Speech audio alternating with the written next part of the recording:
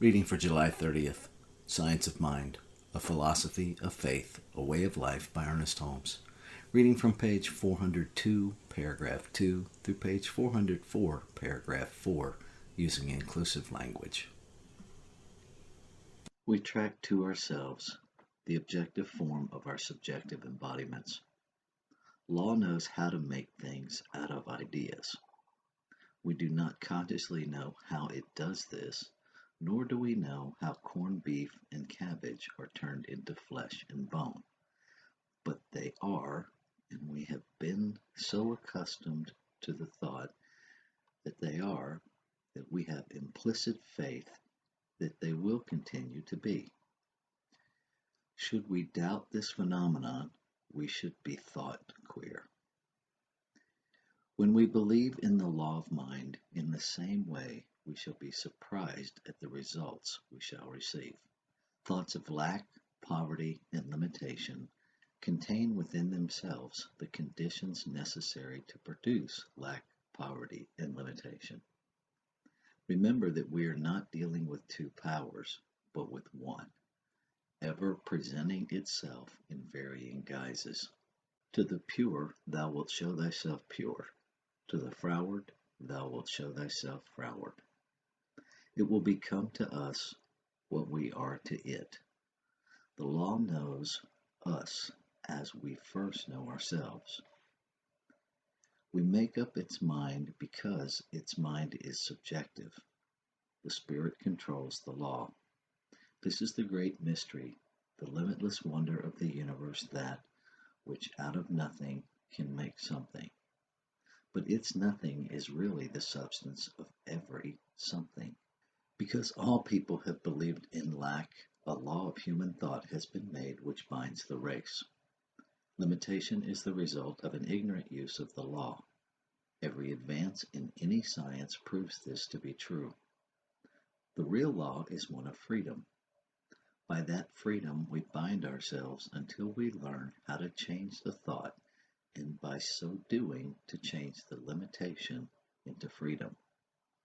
The two are merely a different use of the one law. Limitation is a condensation of the thought of want. Mind accepts this idea as though it were true, and then makes it true in our experience. It is not always easy to see this, nor is it easy to rise above it, but it can be done, and we should begin at once to control our thought patterns in such a way that they will produce plenty instead of lack. The law of mind is not selective, that is, it is receptive without caring what it receives. It is creative without caring what it creates. It knows how to do without consciously knowing that it is doing or what it is doing. It seems strange that the first thing to realize is that there could be such a law in the universe. But on second thought, we find that all natural laws are of a like character. No natural law is ever selective of itself. This is why we must realize that the spirit itself is more than any or all laws as we understand them. Conscious mind controls the law of mind. The law of mind is sensitive but not conscious from the standpoint of having any selective quality. Selectivity is the office of the conscious mind, while creativeness is the office of the inner mind. Thoughts of lack manifest as limitation.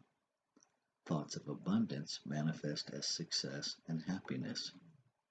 Failure and success are but two ends of one stick. All conditions and every circumstance is of the nature of effects, and can in no way limit mind unless we take them as a fresh starting point for a creative pattern.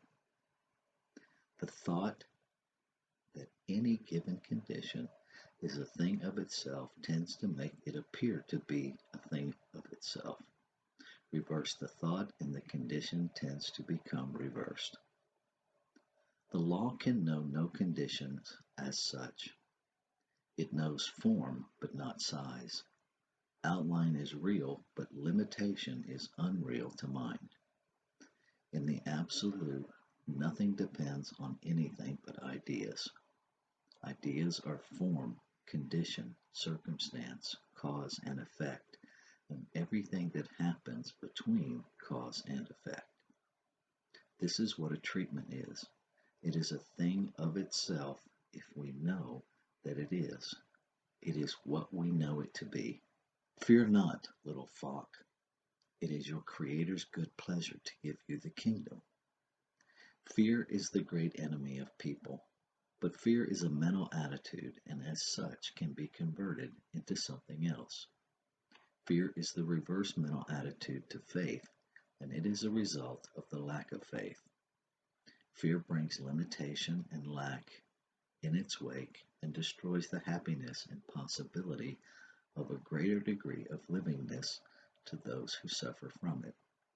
Fear blocks the more complete givingness of the Spirit to its highest form of manifestation on this planet, which is mankind.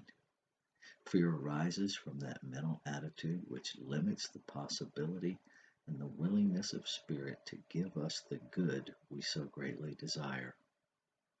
There is nothing wrong in the desire for self-expression. Creation is more completely expressed through the one who lives largely than through the one who lives meagerly. Fear is a belief in limitation, a denial that the divine is the center and the source of all good. We must do all in our power to overcome it. Perfect love casts out fear. That is, confidence overcomes the depression of doubt. Mental depression can produce physical and financial depression. The psychology of economic cycles proves this. In the midst of plenty, humanity lives in want because of fear. To overcome fear is the greatest adventure of the mind of people.